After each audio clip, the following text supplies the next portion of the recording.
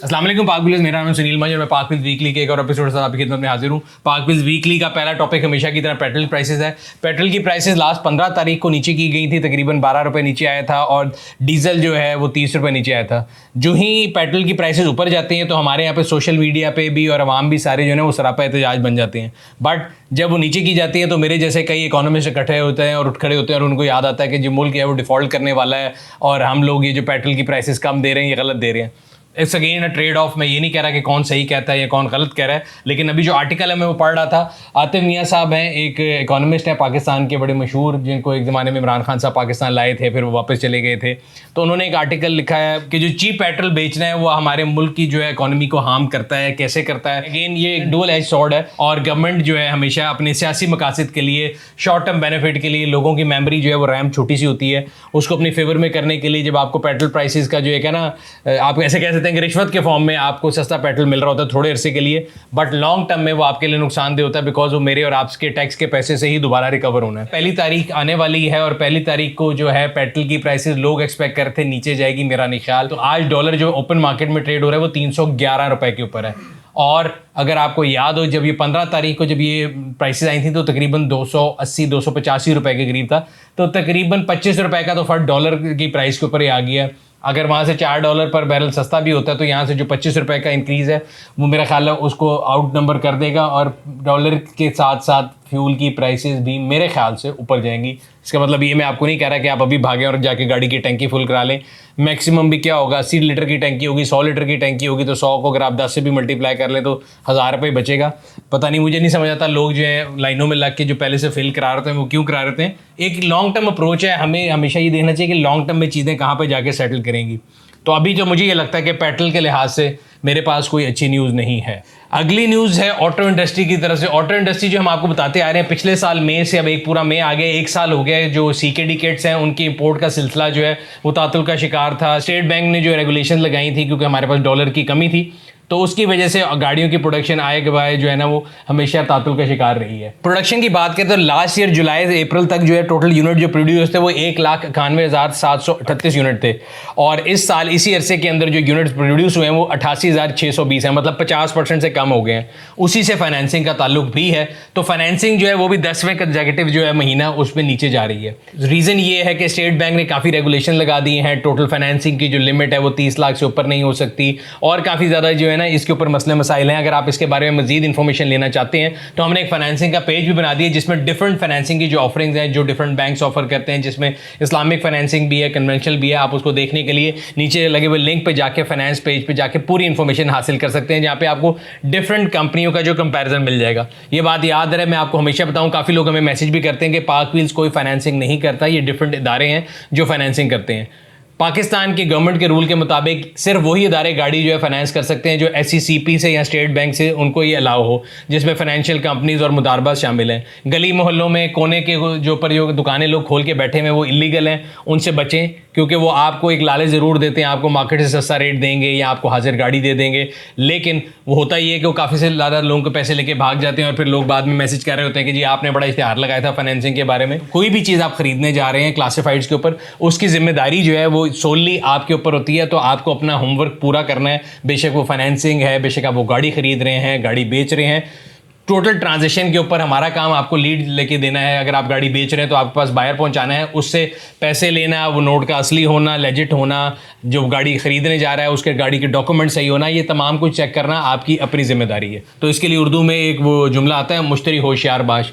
तो हमारी तो सरकार उस पर चल रही है, आप गाड़ी रजिस्टर कराते हैं तो उसके ऊपर भी लिखा जाता है कि आर्जी तौर पर रजिस्टर किया गया। ऑटो इंडस्ट्री की न्यूज़ की तरफ चलते हैं तो मैंने आपको बताया था कि होंडाई जो टूसो है उसके अंदर एक बहुत बड़ी रेवोल्यूशन आ गई और वो बहुत ज़्यादा सेंसिबल बन गई है और उसके अंदर पार्किंग सेंसर जो है वो ऐड कर दिए गए हैं। स्पोर्टेज का भी एक ब्लैक एडिशन आया था। इसके साथ साथ चंगान की एक प्रोडक्ट है कारवान, जिन्होंने सुजुकी बुलान को काफ़ी ज़्यादा टफ कंपटीशन दिया। अगर आप मोटरवेज पे, हाईवेज पे जाएं तो आपको चंगान कारवां काफ़ी ज़्यादा नजर आता है। हम लोगों ने इसका एक रिव्यू भी किया था सालिम शहीदी साहब के साथ। अगर आप देखना चाहते हैं रिव्यू तो यहाँ पे लिंक पे क्लिक करके आप रिव्यू देख सकते हैं। सो अब उन्होंने उसके अंदर जो है इंटीरियर कलर जो है वो बेच कर दिया है और उसको चेंज कर दिया है। अगेन मेरा नहीं ख्याल कि कोई बहुत बड़ी रेवोल्यूशन आई है, लेकिन कोशिश कर रहे हैं किसी ना किसी तरह ऑटो इंडस्ट्री में जान ले आए।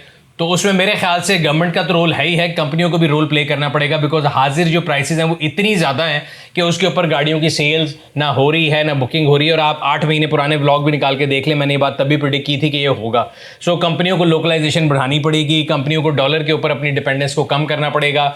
सीकेडी के मसाइल अगर अपनी जगह है, अगर सीकेडी की मसाइल की वजह से बहुत ज़्यादा मसला होता तो फिर तो मार्केट में गाड़ियों की यूनिट जो है वो तो अवेलेबल ही नहीं होने चाहिए थे, जबकि इसका एग्जैक्ट ऑपोजिट है। आप आज कोई भी गाड़ी मार्केट में जाएं, आपको करंट जो उनकी इनवॉइस प्राइस है उस पर गाड़ी हाजिर अवेलेबल है, कोई ऑन नहीं है, बट उस कीमत पे भी गाड़ी लेने वाला कोई नहीं है। इसका मतलब ये कि आई ओपनर है कंपनियों के लिए, जो कि एडिशन के नाम पे 2 सेंसर डाल के गाड़ी की 5 लाख रुपए बढ़ाने की कोशिश कर रहे हैं। तो ऐसा नहीं चलेगा, आपको फ्रिल्स ऐड करने पड़ेंगे एट द सेम प्राइस, और आपको डिस्काउंट ऑफर करना पड़ेगा या कोई स्पेशल ऑफर लगानी पड़ेगी, तब ये गाड़ियां मूव करेंगी। वरना आपको नजर आएगा कि आने वाले दिनों में, महीनों में ये गाड़ियां जो हैं शोरूम्स के ऊपर और कंपनियों के ऊपर पाइल अप होना शुरू हो जाएंगी। अब चलते हैं रीजनल न्यूज़ की तरफ। तो पंजाब में हमने आपको पहले भी एक वीडियो में बताया था कि हर गली, हर कूचे, हर कोने के ऊपर जो है ना एक्साइज ने अपनी टीमें खड़ी कर दी हैं, जिनमें सिविल कपड़ों में जो है ना लोग अजीबोगरीब सूरत हाल में, जिनको मैं कहूँगा बदमाश टाइप आउटलुक में खड़े होते हैं और आपको सड़क के बीच में रोक के गाड़ी से उतार लेते हैं।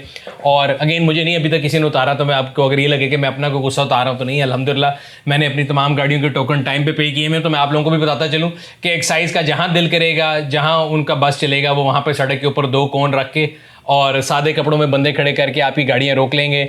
जैसा वाकया बल्कि मैं ये देख रहा था, बाबर आजम साहब जो हमारे क्रिकेट टीम के कैप्टन हैं, उनके साथ भी पेश आया और फिर उन्होंने उनके साथ सेल्फियाँ खिंचा ली थी। ताड़े मेरे नाल कोई सेल्फी नहीं खिंचाएगा, खिंच के वो गाड़ी भी ले जाएंगे, और जब तक आप टोकन जमा नहीं कराएंगे तो आपकी गाड़ी नहीं छोड़ेंगे। अगर गाड़ी रजिस्टर्ड नहीं है तो रजिस्टर कराए बगैर नहीं छोड़ेंगे। इसमें एक मज़ेका खेज बात यह है कि वो जो बाबर आजम साहब को रोका गया था तो नंबर प्लेट की रोका गया था। उसके लिए तो मैं खुद भी गवाह हूं कि मेरे पास कम से कम 4 गाड़ियां ऐसी जिनके मैं नंबर प्लेट के चार्जेस पिछले 2 साल 3 साल से दे के आया हूं, नंबर प्लेट आज तक नहीं आई। तो मैं तो एज एहतजाज उन गाड़ी के ऊपर से नंबर प्लेट जो खुद बनाई हुई वो भी उतारने लगा हूँ, बिकॉज मेरे ऊपर कोई फ़र्ज़ नहीं है कि मैं एक्स्ट्रा पैसे खर्च करके एक और जो है नंबर प्लेट कॉल उनके जी नमूने से करीब बनाऊँ। मैं क्यों बनाऊँ, आप अपने नमूने को दुरुस्त कर लें। तो ये नमूने जो चौक में खड़े होते हैं और लोगों की गाड़ियाँ रोक ले होते हैं, मेरे ख्याल से सबसे पहले आप कोई भी गवर्नमेंट का इदारा हो, पहले आप लोगों को एक चीज़ प्रोवाइड करते हैं, फिर आप उसकी अकाउंटेबिलिटी करते हैं। तो जब आपने नंबर प्लेट प्रोवाइड ही नहीं की, उस पर आप एक जो है मतलब कौमी हीरो की तस्वीरें आप वायरल कर रहे हैं, मेरे ख्याल से तो ये मुज़ायका खेज़ वाक़या था, उसको लोगों ने बड़ा लाइटली लिया। एंड अगेन मैं आपको फिर बता दूं, वो बाबर आजम साहब थे तो उनको उन्होंने जाने दिया, हम दोनों को जो है ना बगैर कायदे आज़म के जाने देंगे ना वैसे जाने देंगे। तो इसलिए अपनी गाड़ियों के टोकन जो है ना वो अपडेट कर लें। और ये एक लम्हा फ़िक्री है एक्साइज़ के लिए, जो टोकन करोड़ों की तादाद में इकट्ठे करने के लिए सड़क पे खड़े हो जाते हैं, गाड़ी के रजिस्ट्रेशन के ऊपर, ट्रांसफ़र के ऊपर हर किस्म का टैक्स ज़रूर ले लेते हैं। जब अपनी जिम्मेदारी आती है तो पिछले अगर आप नोटिस करें तो 3 साल का जो बैकलॉग चल रहा है नंबर प्लेटों का, कार्डों का, मेरा नहीं ख्याल कोई रॉकेट साइंस है कि जो कार्ड का मटेरियल है वो कोई नायाब उससे बनता है, या नंबर प्लेट कोई दुनिया में नायाब चीज़ है। बट वो जिसे कहते हैं ना रेवेन्यू कलेक्शन पे जोर ज़रूर है, सर्विस डिलीवरी पे कोई जोर नहीं है। इसके अलावा अब हम ऑटो स्टोर के मैसेज की तरफ चलते हैं। मौसम जिस तरह का चल रहा है, वैसे तो गर्मी बहुत ज़्यादा आ चुकी हुई है, लेकिन बीच में कहीं कहीं बारिश जो है वो भी आ रही है, और काफ़ी लोगों ने अपनी गाड़ियों के वाइपर समेत मेरे जो है वो चेंज नहीं किए होते। उससे होता ये है कि आपकी जो विंड स्क्रीन है एक तो वो क्लियर होने के बजाय और ख़राब हो जाती है, हादसे का जो है डर बढ़ जाता है, और आपकी विंड स्क्रीन की जो लाइफ है वो भी ख़राब होती है। तो इन सब चीज़ों से बचने के लिए बहुत ज़रूरी है कि आप अपनी गाड़ियों के जो वाइपर ब्लेड हैं उनको चेंज कर लें। पार्कफील्ड ऑटो स्टोर के ऊपर एक वाइड रेंज मौजूद है, मैं भी अपनी गाड़ियों के लिए वाइपर ऑर्डर करने लगा हूँ, और आप भी नीचे लगे हुए लिंक पर क्लिक करके ऑर्डर करें।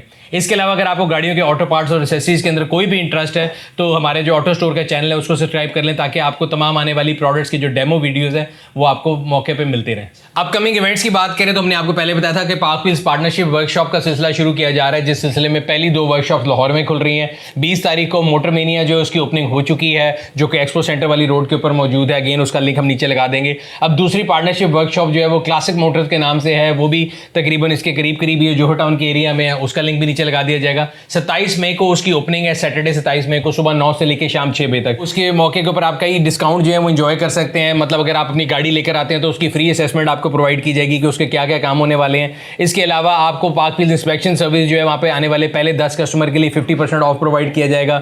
लेबर का मैं आपको पहले बता चुका हूँ कि अगर अपनी गाड़ी के आप असेसमेंट कराते हैं, कोई भी काम होना है, तो जो उसका बिल है टोटल उसके लेबर के ऊपर आपको 25% ऑफ मिल सकता है। सो जल्द 27 तारीख जो है उसको नोट कर लें। इसके अलावा कराची और हैदराबाद के कस्टमर्स के लिए अच्छी न्यूज़ ये है कि कार मेला जो कि 14 मई को पोस्टपोन हुआ था मुल्क की हालात की वजह से, वो अब 4 जून को होने जा रहा है। सुबह 11 बजे से लेकर शाम 7 बजे तक ये होगा एक्सपो सेंटर के हॉल नंबर 5 के अंदर। अगर आप अपनी गाड़ी मेले के अंदर रजिस्टर कराना चाहते हैं तो नीचे लगे हुए लिंक के ऊपर जाके गाड़ी को रजिस्टर करा लें। सिर्फ वही गाड़ियां वेन्यू के अंदर खड़ी हो सकती हैं जो कि मेले के लिए रजिस्टर्ड होंगी। और साथ ही साथ पार्क व्हील्स इंस्पेक्शन का स्टॉल भी वहां पे होगा। इंस्पेक्शन के अलावा पार्क व्हील्स ऑटो स्टोर का स्टॉल भी वहां पे होगा और इन दोनों सर्विसेज के ऊपर आपको फ्लैट 30% डिस्काउंट भी मिलेगा सिर्फ 4 जून के लिए सुबह 11 बजे से लेकर शाम 7 बजे तक एक्सपो सेंटर कराची में इंशाल्लाह आप लोगों से मुलाकात होगी। आखिर में चलते हैं पब्लिक सर्विस मैसेज की तरफ। मोटरसाइकिल वालों से दरखास्त है, हाथ जोड़ के दरखास्त है कि जो मोटरसाइकिल के ऊपर आप मोटरसाइकिल चला रहे होते हैं, बेशक वो 1 किलोमीटर के लिए है, 100 किलोमीटर के लिए है, कोने पे जाने के लिए है, मोटरसाइकिल चलाते हुए हेलमेट जरूर पहन लें। हेलमेट जो है वो आपकी टैंकी के लिए, स्टीयरिंग के लिए नहीं बनाए और ट्रैफिक पुलिस उसका चलान इसलिए नहीं करती कि आप अगर वो पहन लें तो उनको कोई डॉलर मिलते हैं। श्योरिटी तो इंसान की जिंदगी किसी चीज से नहीं मिल सकती, लेकिन अगर आप कोशिश करें तो अपने एहतियात से आप हादसे से बच सकते हैं और हादसे की सूरत में जो है अमवात की शरह जो है वो कम हो सकती है अगर आप हेलमेट को पहने। ये था आज का वीकली, उम्मीद करते हैं आपको पसंद आया होगा। आपसे अगले हफ्ते फिर मुलाकात होगी, तब तक अपना और अपने गिरदन वाकिलों का ख्याल रखिएगा। शुक्रिया।